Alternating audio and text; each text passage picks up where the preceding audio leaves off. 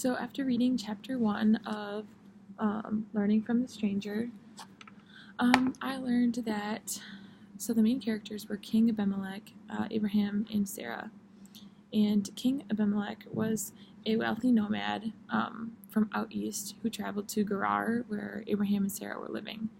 And his goal was to forge a potentially useful alliance with them. And so he took Sarah and added her to his harem. Meanwhile, Abraham knew that he was going to take Sarah and called her his sister.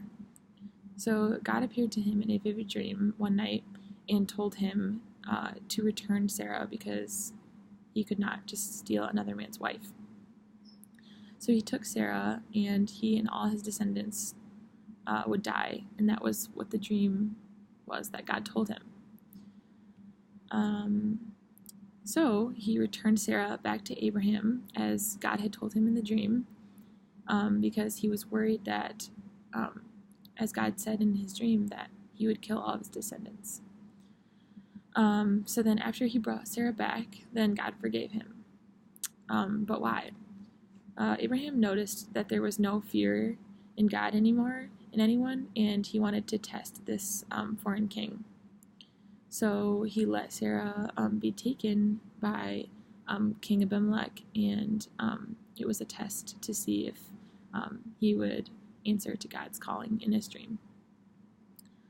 So, ironically, Abraham was fearful when he called his wife his sister because he was worried about her safety and knowing that Abimelech had bad intentions for capturing her. So he let Abimelech take Sarah as a test, like I said, and so in the story, Abimelech had the power over Sarah, but once God showed up to him in the dream, and he told him that he was doing wrong, and he told him of the misunderstanding that had happened, then the king surrendered his power back to Abraham and brought Sarah back.